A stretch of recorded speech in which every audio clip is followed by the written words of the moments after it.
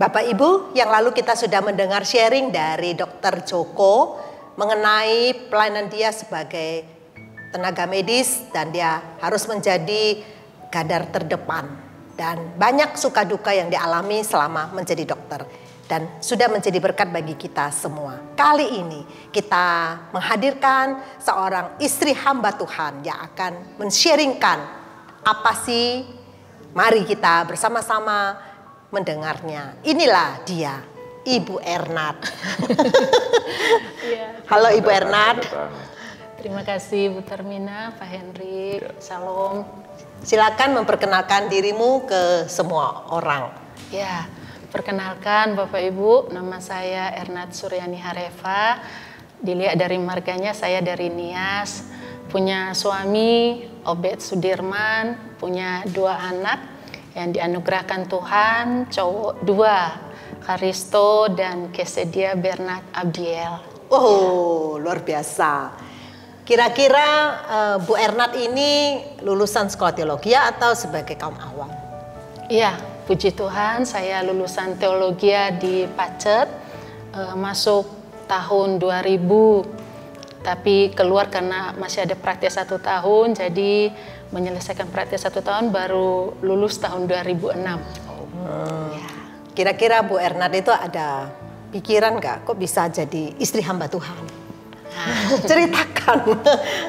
Ya, terus terang sebelum masuk seminari nggak ada cita-cita ataupun keinginan untuk menjadi istri hamba Tuhan. Tapi setelah masuk seminari, dari pengalaman-pengalaman dosen dan juga ada himbauan-himbauan. Karena sebagai istri kan katanya nanti harus ngikut suami sebagai pemimpin. Jadi kalau boleh cari suami yang memiliki panggilan yang sama gitu. Jadi setelah itu bergumul untuk punya pasangan kalau Tuhan kehendaki seorang hamba Tuhan, karena saya sudah menyerahkan diri menjadi hamba Tuhan.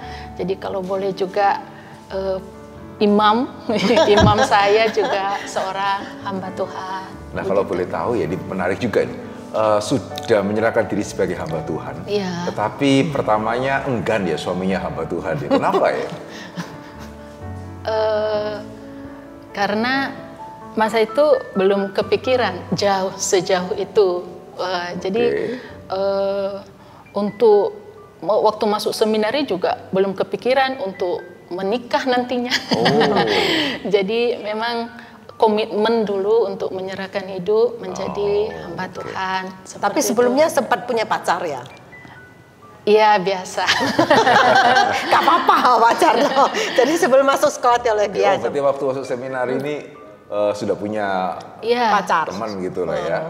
Ada yang berkomitmen jadi biasa pacaran anak SMA.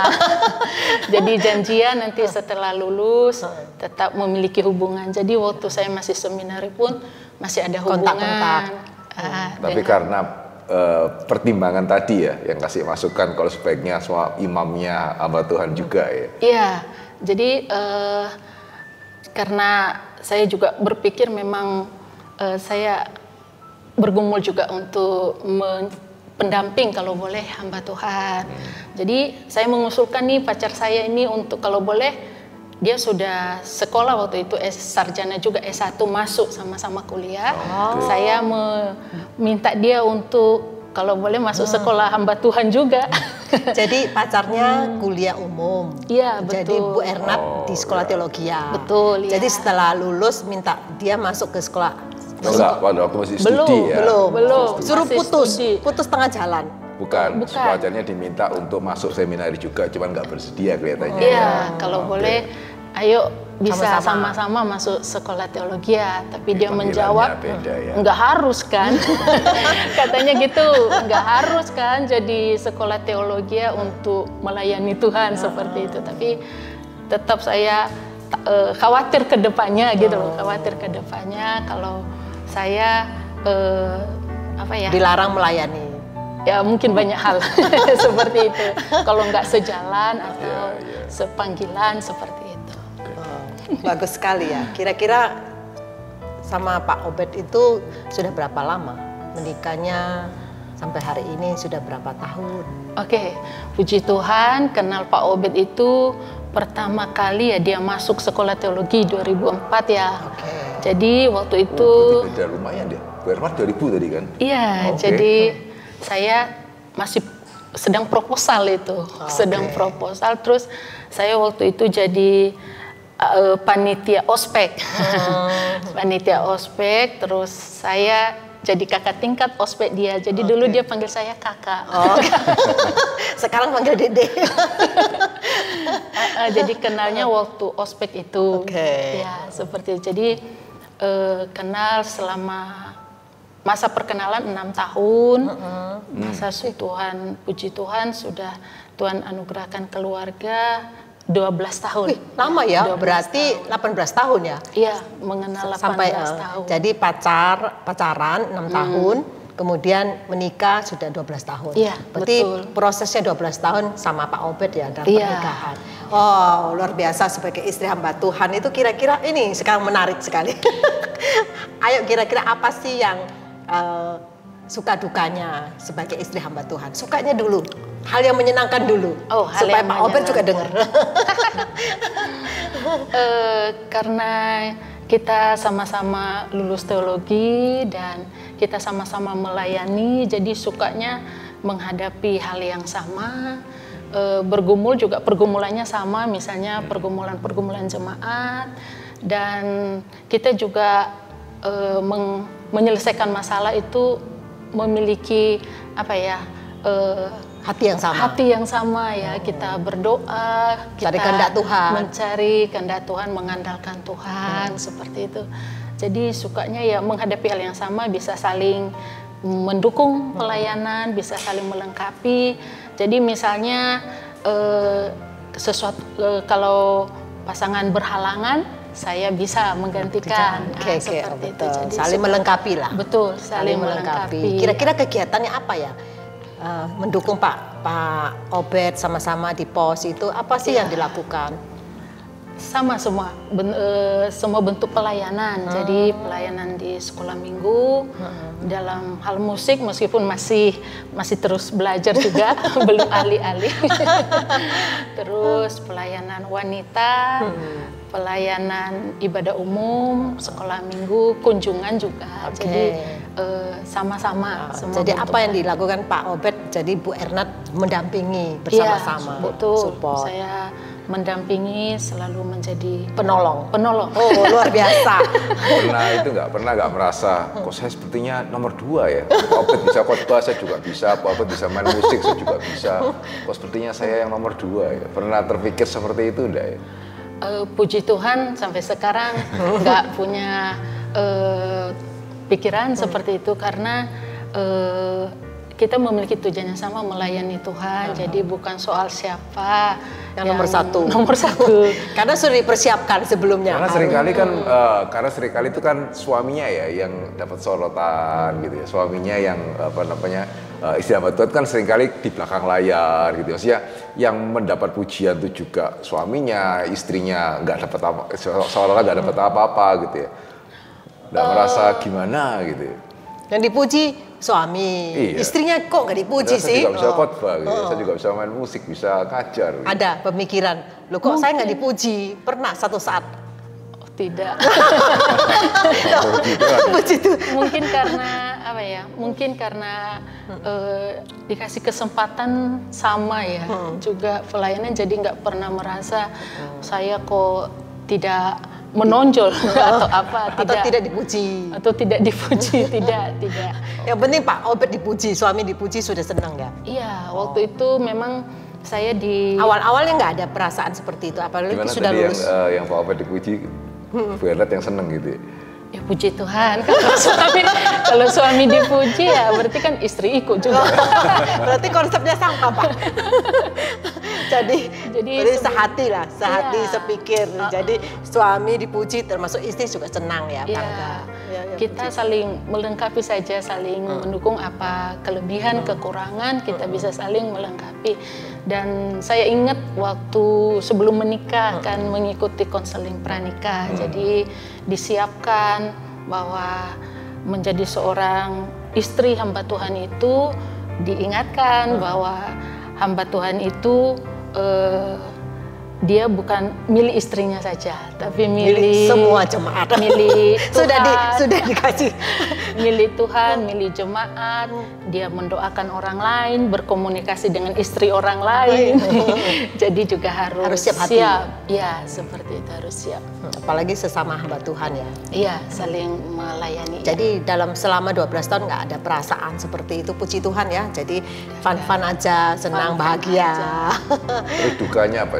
Dukanya. Wah, ini kesempatan curhatnya istri hamba Tuhan. Ya, duka citanya kalau secara pribadi dulu di dalam relasi saya dengan suami, dukanya ya kita berasal dari suku yang berbeda, Jawa dengan Sumatera. Terus kita juga dengan umur yang cukup jauh juga. Nah, terkadang ada kesalahpahaman, saling memahami, mengerti, terkadang ada miskomunikasi seperti itu. Kemudian kalau awalnya itu jadi kalau Sumatera ya Horas. Kalau Sumatera nggak bisa sukar menebak maksudnya apa. Tapi, kalau Jawa ya kalau Jawa pelan-pelan. Melengkapi ya, Tuhan kasih melengkapi. Betul luar biasa. Itu ada pressure nggak? Apalagi ini kan suami istri hamba Tuhan nih. Jadi kan mungkin jemaat mengharapkan untuk Pak Obed dan Bu Ernat ini seperti pasangan yang perfect begitu ya. Ada pressure nggak untuk hal itu ya? Sejauh ini sih saya dan kami tampil apa adanya ya Pak. Tidak berusaha menutup-nutupi, tidak. Terkadang jemaat juga tahu kalau misalnya kami diam-diaman. Oh ya, bagus ya. Tahu juga, tapi bersyukurnya mereka memahami. Ya, apa adanya. Apa adanya. Terkadang marah sama anak juga, ya pasti tahu juga. Jadi nggak berusaha menutup-nutupi ya, apa adanya. Apalagi orang Sumatera podo, orang luar pulau kan transparan. Ya, betul. Jadi kalau Jawa itu kan masih sembunyi di belakang. Bukan saya loh. Terus apa lagi dukanya selain itu? Kalau dukanya ya sama, kita memiliki duka yang sama, misalnya pergumulan jemaat nih, terkait pergumulan jemaat yang belum mungkin dijawab oleh Tuhan, kita sama-sama berdoa.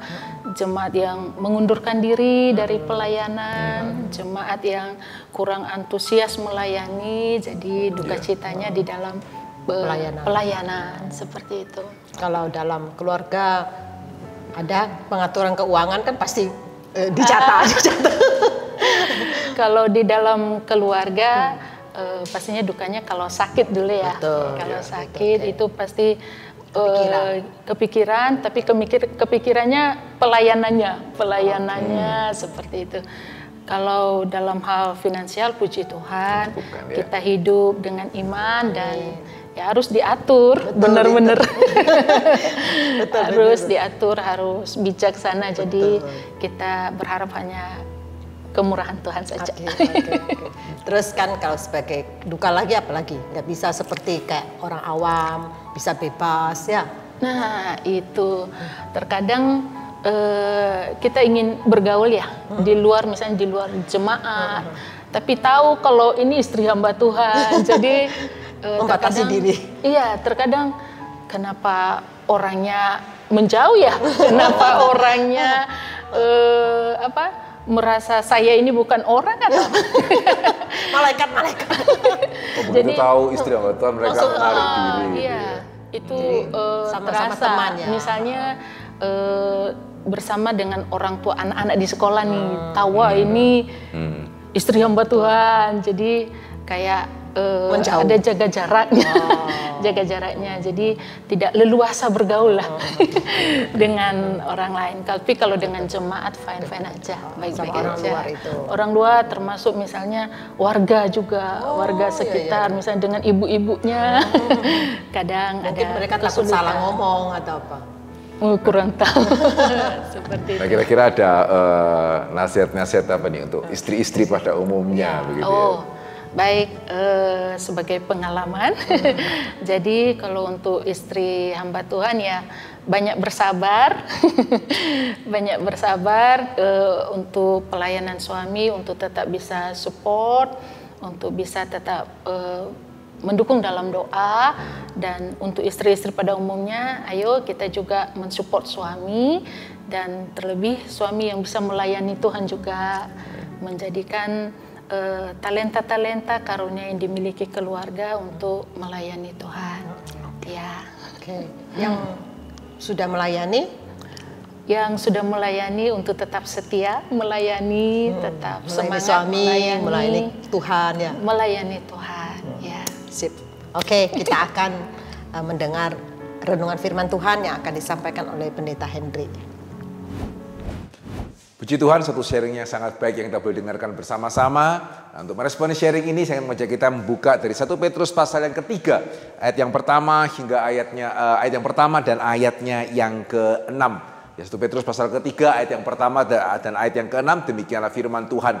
Demikian juga kamu, hai istri-istri, tunduklah kepada suamimu, supaya jika ada di antara mereka yang tidak taat kepada firman, mereka juga tanpa perkataan dimenangkan oleh kelakuan istrinya. Ayat yang ke-6, sama seperti Sarah taat kepada Abraham dan menamai dia tuannya, dan kamu adalah anak-anaknya, jika kamu berbuat baik dan tidak takut akan ancaman. Ya, saudara, saya percaya setiap kita sudah mengetahui ya bagaimana Allah menciptakan wanita itu sebagai seorang penolong yang sepadan. Dan barusan kita boleh mendengar satu kesaksian yang sungguh-sungguh nyata, real, apa adanya, ya, mengenai bagaimana seorang ibu, seorang istri yang sangat memahami perannya sebagai seorang penolong yang sepadan. Nah, saudara, kenapa ini merupakan suatu hal yang penting ya? Karena ya di dalam dunia berdosa kadang-kadang tidak mudah ya.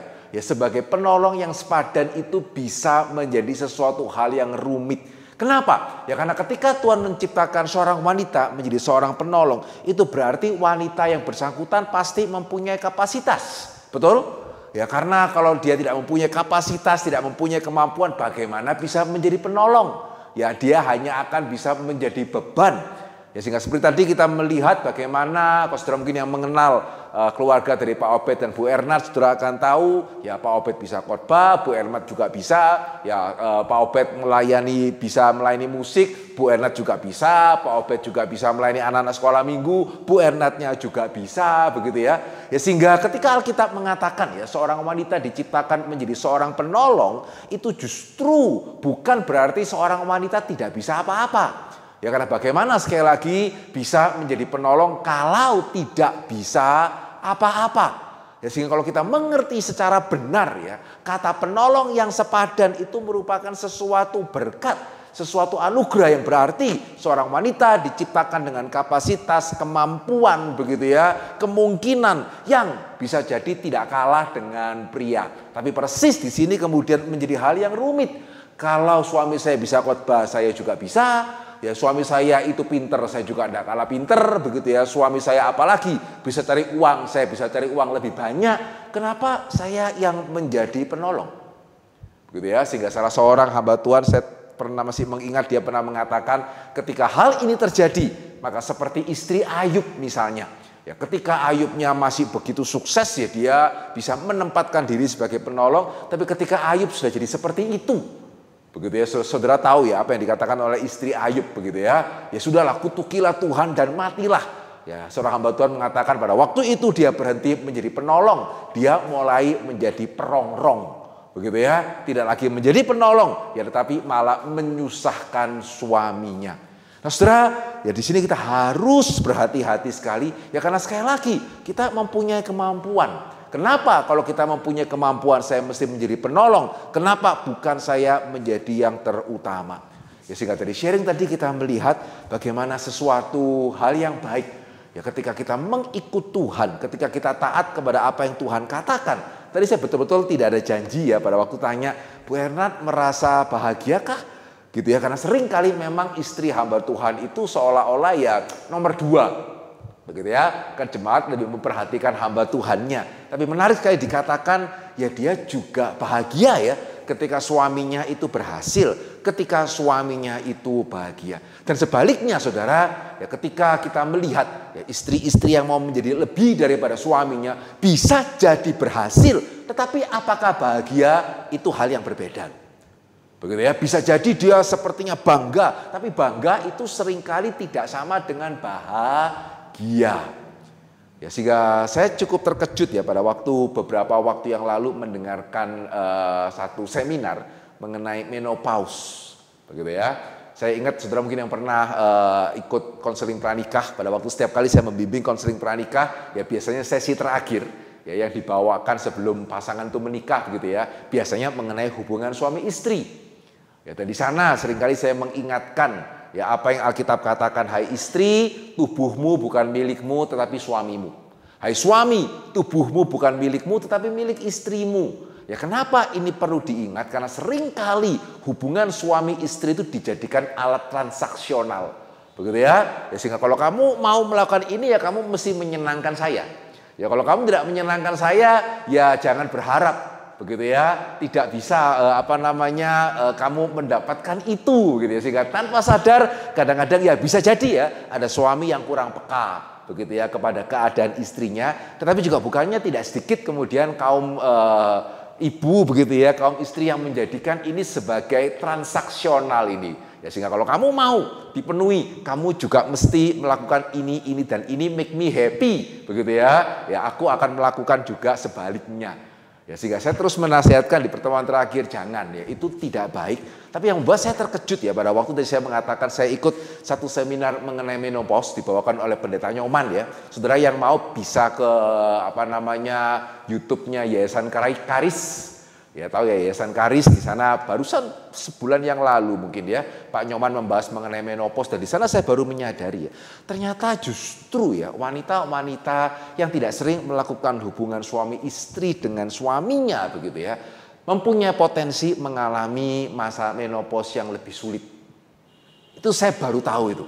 Dan ternyata wanita-wanita yang secara teratur begitu ya melakukan hubungan suami istri dengan suaminya begitu ya akan lebih berpotensi melewati masa-masa menopause itu yang lebih baik. Keadaan tubuhnya itu akan lebih baik.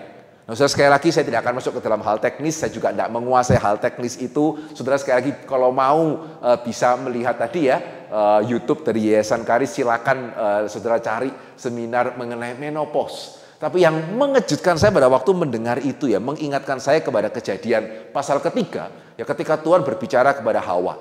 Ya ketika apakah hukuman Tuhan apakah akibat dosa terhadap kaum Hawa gitu ya. Yang kita tahu kan seringkali yang pertama, ya melahirkan akan menjadi sakit. Ya melahirkan akan menjadi satu momen yang menegangkan, ya akan menjadi satu momen yang kritis. Ya bahkan di tengah-tengah dunia medis yang sedemikian maju begitu ya, tetap tidak bisa mengatakan bahwa ibu yang melahirkan anak itu zero risk, tetap akan ada risikonya. Nah itu seringkali yang kita tahu ya sebagai akibat dosa untuk kaum Hawa ya, untuk kaum Adam ya siap-siap bekerja dengan keras, tidak usah mimpi retired rich, retired young begitu ya, yang mimpi seperti itu akan menjadi korban binomo dan seterusnya ya, karena memang semak duri akan dihasilkan bagimu. Ya karena pria juga berdosa. Tapi untuk kaum wanita seringkali kita tahu yang satu tadi, tetapi sebetulnya Alkitab mengatakan ada yang kedua. Apa itu yang kedua? Yaitu kamu akan, nah ini ya saya setuju dengan apa yang dikatakan oleh Bu Ina dan juga oleh Pak Yakub Trihandoko begitu ya. Terjemahan kamu akan berahi kepada suamimu, tapi suamimu akan menguasai engkau, itu kurang tepat. Ya, terjemahan yang lebih tepat adalah engkau akan berusaha menguasai suamimu, begitu ya, tetapi tidak bisa, begitu ya. Ya sehingga tadi saya mengatakan istri-istri yang berusaha menguasai suaminya, kalau mau ya you make me happy first, ya, and then I make you happy, begitu ya. Kalau enggak ya enggak. Ya, sepertinya dia bisa menguasai suaminya, tapi ya enggak. Karena hasil akhirnya ya malah membuat pada waktu masa menopause datang itu akan menyulitkan sang wanita itu sendiri. Ya sehingga tidak bisa tidak ya, Tuhan sudah menciptakan seperti apa, itu akan terjadi seperti apa. Ya sehingga pada waktu seorang wanita itu tidak mau menerima tempatnya sebagai penolong yang sepadan, ya dia lebih memilih untuk menjadi perongrong tadi ya. Maka yang pertama, bukan hanya suaminya yang dia itu susahkan. Ya, bukan hanya suaminya yang dia itu permalukan begitu ya, tapi dia akan menyusahkan dirinya sendiri, dan yang pasti dia tidak memperkenan Tuhan. Ya, sehingga ini termasuk juga di dalam hal pelayanan. Begitu ya, sehingga kalau saya boleh mengatakan dengan apa adanya, tidak usah ngomong saya melayani Tuhan kok. Saya tidak bisa melayani suami saya karena saya harus melayani Tuhan. Karena itu benar-benar tidak melayani Tuhan. Dan persis seperti itu yang dikatakan di dalam 1 Petrus pasal ketiga tadi. Ya, konteksnya apa di sini ya? Ketika Petrus mengatakan, hai istri-istri tunduklah kepada suamimu, ini konteksnya apa? Ya, konteksnya berbeda dengan Paulus. Ya, jadi kalau Paulus berbicara antara suami istri lebih kepada yang dua-duanya Kristen. Tetapi kalau dalam Petrus di sini ya suaminya belum Kristen. Begitu ya, suaminya belum Kristen, ya mereka belum taat kepada firman ya karena memang belum mengenal Tuhan. Ya sehingga pada waktu itu ya ini sesuatu situasi yang sangat rumit. Ya karena pada waktu itu istri biasa ikut suami. Begitu ya. Ya pada waktu itu belum ada emansipasi seperti hari ini Saudara. Ya sehingga kalau suami apa ya istri apa. Sehingga pada waktu istrinya menerima Tuhan Yesus dan suaminya tidak, ini bukan cuma sekedar menjadi isu domestik. Ya, ini menjadi isu publik. Begitu ya. Ya sehingga kalau tetangga melihat, kenalan suaminya itu melihat, istrimu pergi sendiri. Begitu ya, pergi sendiri secara teratur. Ya, istrimu mempunyai kenalan yang lain. Gitu ya, dan di gereja kan dia jelas tidak mungkin cuma sekedar saudara seimannya itu sesama jenis begitu ya. Ya di gereja itu kan mix. Ya sehingga saudara ini bukan sekedar menjadi isu domestik ya pada waktu itu, ini benar-benar menjadi suatu isu komunitas. Gimana kamu sebagai suami? Begitu ya. Gimana ini istri kok bisa jalan sendiri, kamu bagaimana? Ya sehingga pada waktu itu ya sepertinya cukup sering terjadi suami-suami kemudian tidak mengizinkan istrinya untuk beribadah. Ya, sehingga kalau saya boleh tanya, andai kata kemudian istrinya tanya kepada saudara ya, kira-kira nasihat saudara akan seperti apa? Ya ataukah kita akan dengan mengatakan ya tidak bisa, ya kita harus mengutamakan Tuhan, apalagi sekarang emansipasi, toh kamu ke gereja kan untuk melayani begitu ya, toh kamu ke gereja kan untuk Tuhan ya, mengajar sekolah minggu dan seterusnya. Saudara, apakah kita akan mengatakan seperti itu ya? Ya kalau kita mengatakan seperti itu, izinkan saya mengatakan agak beda ini. Ya, agak beda dengan apa yang Petrus katakan. Amin. Kalau yang tidak amin saya kasih tahu lagi ayatnya ya. 1 Petrus pasal ketiga ayat yang pertama hingga ayat yang ke-6. Ya kalau tadi saudara mengatakan mungkin Pak Hendri baca ayat 1 dan 6 aja ini ya. Jangan-jangan salah, artinya bukan seperti itu. Ya silakan saudara baca sekarang 1 sampai 6. Begitu ya, dan saudara akan bisa mengamini ya nasihat seperti yang tadi diberikan itu lain loh. Ya dengan yang dikatakan oleh Petrus di sini. Nah, saudara, Petrus memang tidak mengatakan bahwa ya sudah tinggalkan Tuhanmu, enggak sih. Kan dalam satu pengertian ya, iman itu tidak bisa dipaksakan juga tidak bisa dilarang. Begitu ya, sehingga tidak ada satu kemungkinan untuk bagaimana suami itu sampai melarang istrinya, kamu tidak boleh percaya Tuhan di dalam hatimu, begitu ya. Itu tidak bisa. Ya tidak bisa seperti itu. Ya, tapi juga di sisi yang lain tetap Petrus itu melihat, hai istri, kamu mesti tunduk kepada suamimu seperti Sarah. Begitu ya.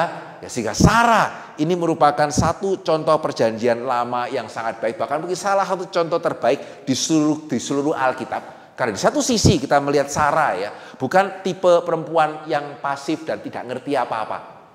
Gitu. Meskipun seringkali kita justru yang agak sedikit kurang fair sama Sarah ya. Ketika Sarah memberikan nasihat kepada Abraham untuk mengambil Hagar begitu ya. Kita merasa wah Sarah nasihatnya salah. Padahal kita melihat Tuhan sendiri itu memberkati Ismail. Demikian juga misalnya ketika Sarah meminta kepada Abraham untuk melepas Hagar dan Ismail untuk pergi begitu ya. Tuhan sendiri mengamini. Ya, sehingga di sini kita melihat nasihat-nasihat Sarah itu ya not that bad. Ya at least Tuhan itu mengamini apa yang Sarah itu katakan. Dan kalau saudara mengatakan tapi kan Sarah ketawa. Gitu ya, pada waktu Tuhan mengatakan dia akan mempunyai anak, ya Abraham juga ketawa sih. gitu ya. Bukan cuma Sarah ya, kita mesti fair. Abraham juga ketawa sih pada waktu Tuhan mengatakan bukan Ismail, tetapi Ishak itu akan menjadi Sarah itu akan melahirkan. Ya karena memang perlu proses untuk beriman. Sehingga di satu sisi kita melihat Sarah bukan seperti wanita itu yang nggak bisa apa-apa, tidak, dia berpikir begitu dan dia bisa memberikan nasihat ya, dan meskipun mungkin hari ini kita mengatakan gara-gara nasihat Sarah gitu ya menjadi sulit, tetapi ya Tuhan tidak melihat seperti itu kok. Tapi di sisi yang lain Alkitab mengatakan, Petrus mengatakan Sarah menyebut Abraham sebagai tuannya. Begitu ya, sehingga bukan cuma sekedar menyebut, itu berarti dia mengakui Abraham itu sebagai tuannya. Sehingga meskipun dia memberikan saran, Alkitab mengatakan Abraham itu yang memutuskan. Ya baik ketika dia akan mengambil Hagar maupun ketika dia akan melepas Hagar dan Ismail, Abraham itu yang memutuskan setelah Tuhan berbicara kepada dia. Ya sehingga Sarah itu memberikan saran, tetapi tidak memaksakan sarannya. Dia mengakui di dalam hatinya Abraham itu adalah tuannya. Ya, sehingga mungkin ini sedikit tips ya, khususnya bagi saudara yang masih baru di masa awal gitu ya, memanggil pasangan saudara koko itu ya not bad loh. Ya mungkin jangan susu sih, jangan gitu ya. Tapi kalau panggil pasangan saudara koko itu mungkin lebih bagus daripada honey gitu ya, atau sayang ya, atau nama langsung gitu ya. Panggil koko itu juga baik gitu. Dan biasakan juga menghormati suami kita ketika di dalam suatu suasana yang formal. Begitu ya, sehingga istri-istri yang bisa menempatkan diri ketika suasana formal ya bisa mengatakan, oh ya tapi yang dimaksudkan oleh Pak ini bukan begitu, meskipun Pak itu adalah suaminya. Begitu ya, ini teladan yang Sarah itu berikan. Dan yang paling penting Petrus mengatakan itu bukan karena kamu takut. Begitu ya, perhatikan baik-baik ya. Ini yang seringkali kita agak bingung ya. Ayat yang ke-6 dikatakan apa? Seperti Sarah taat kepada Abraham, menamai dia tuannya. Dan sekali lagi ya, ini Alkitab yang mengatakan. Begitu ya, bukan saya yang mengarang. Dan kamu adalah anak-anak Sarah. Ya, sehingga kita mesti ingin menjadi anak-anak Sarah dan bukannya ingin sekedar menjadi anak-anak Hawa begitu ya. Kamu adalah anak-anak Sarah jika kamu berbuat baik dan tidak takut akan ancaman. Maksudnya apa ini? Maksudnya adalah ketika seorang istri memutuskan untuk taat, bukan karena saya takut kepada suami saya.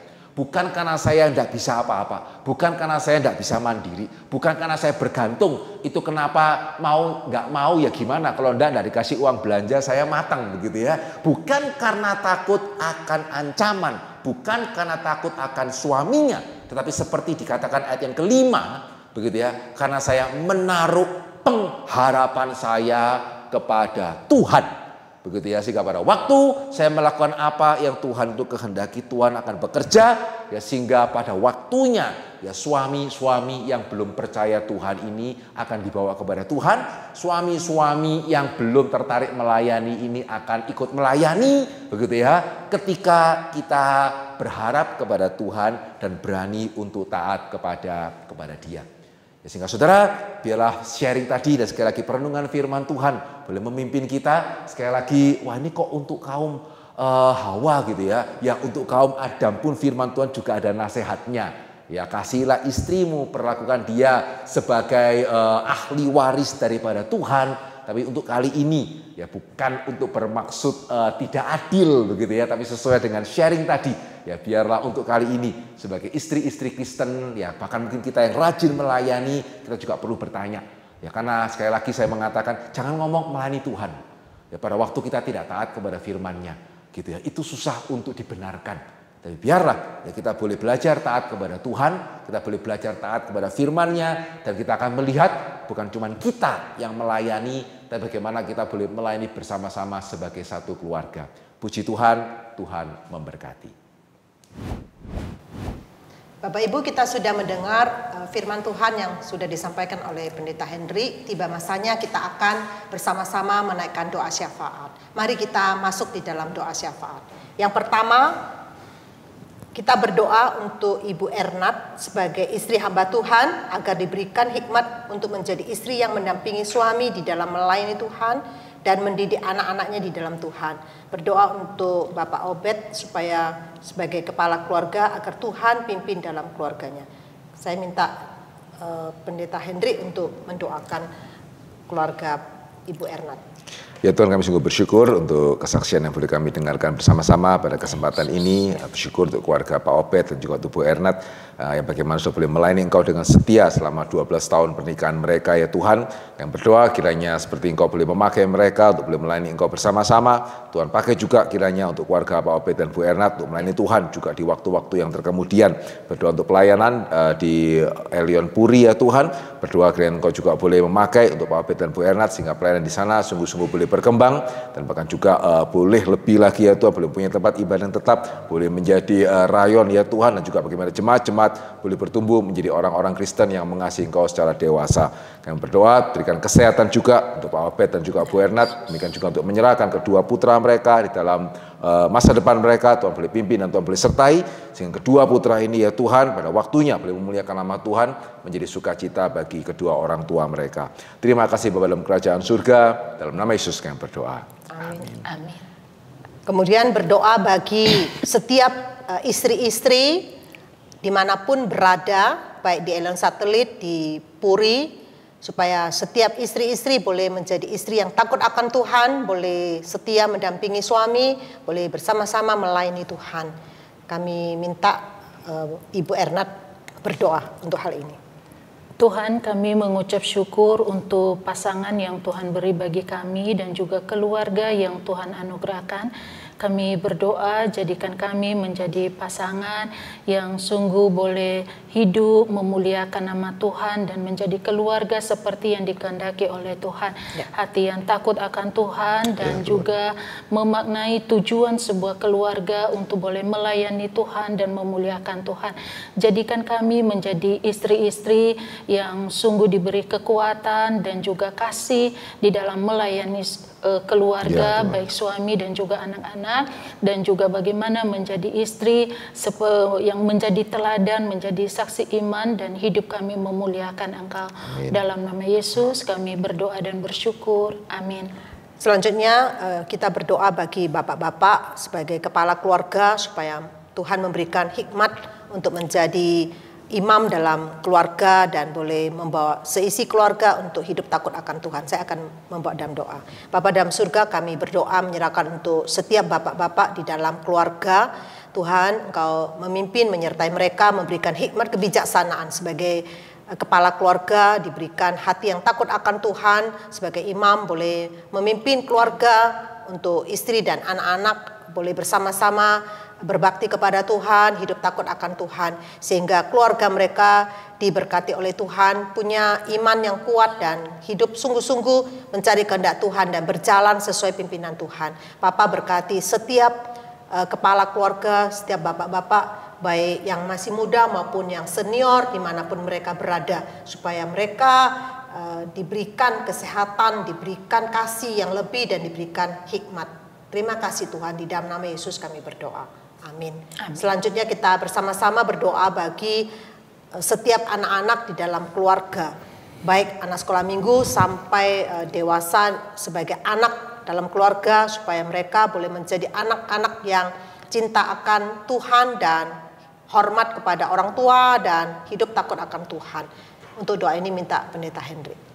Dalam kerajaan surga kami juga menyerahkan untuk keluarga-keluarga yang Tuhan percayakan kepada gereja kami ya Tuhan, baik di Elion Satelit maupun juga di Puri. Kami berdoa biarlah sekali lagi tengah-tengah dunia ini yang boleh mengajarkan, terus memasukkan nilai-nilai yang berbeda. Kiranya Tuhan juga boleh pakai baik untuk gereja Elion Satelit maupun juga untuk Puri ya Tuhan, untuk boleh menunjukkan, untuk boleh menyatakan kebenaran firman Tuhan, sehingga bagaimana secara kehidupan keluarga kami bukan hanya menyebut diri sebagai keluarga Kristen, tapi kami sungguh-sungguh juga boleh memiliki keluarga dengan nilai-nilai Kristen yang baik dan benar. Demikian juga kami menyerahkan untuk anak-anak kami ya Tuhan, tengah-tengah segala godaan yang begitu banyak, segala ancaman kerohanian dan juga moral dan hal-hal yang lain.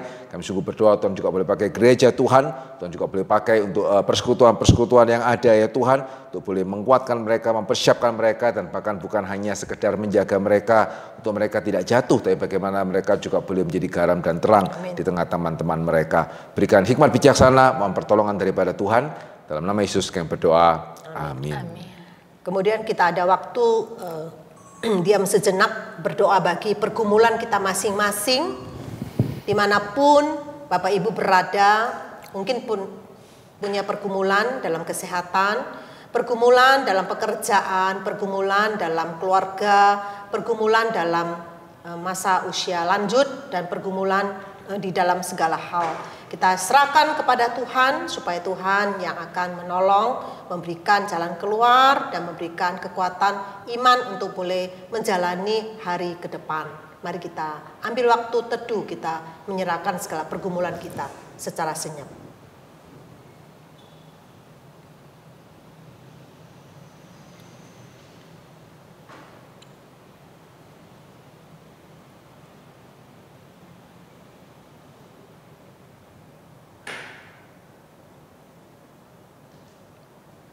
Amin.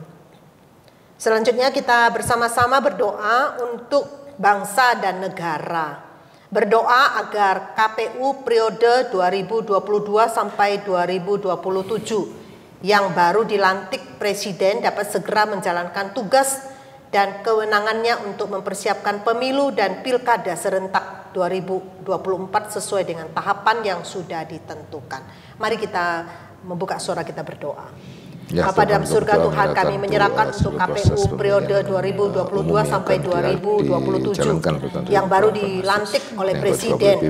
Doakan supaya boleh segera menjalankan tugas mereka untuk mempersiapkan pemilu dan pilkada yang serentak untuk 2024 yang akan datang. Tuhan, kami berdoa sesuai dengan tahapan yang sudah dipersiapkan, kiranya sungguh boleh berjalan dengan baik dengan pertolongan Tuhan. Biar apapun yang mereka lakukan boleh didukung oleh seluruh masyarakat. Terima kasih Tuhan, berkati setiap orang sudah berdoa. dibentuk. Terima kasih Bapak. Dalam nama Yesus kami berdoa. Doa penutup minta Pendeta Hendrik. Dalam kerajaan surga, terima kasih sekali lagi untuk kesempatan kami boleh bersama-sama merenungkan firman Tuhan, mendengarkan sharing juga ya Tuhan, dan kami sekali lagi menyerahkan untuk setiap kami dalam pimpinan penyertaan Tuhan. Sekali lagi berdoa untuk keluarga kami, untuk istri, suami, anak-anak, dan juga untuk orang tua kami, dan biar kami boleh memuliakan Tuhan di dalam kehidupan keluarga kami. Terima kasih dalam kerajaan surga, dalam nama Yesus kami berdoa, amin. Amin. Bapak Ibu, demikianlah acara sharing dan doa pada malam hari ini. Apabila Bapak Ibu ingin didoakan, silakan bisa menelpon nomor telepon yang tertera di bawah ini. Nanti hamba Tuhan akan telepon ke Bapak Ibu dan akan mendoakan. Terima kasih, sampai jumpa, see you.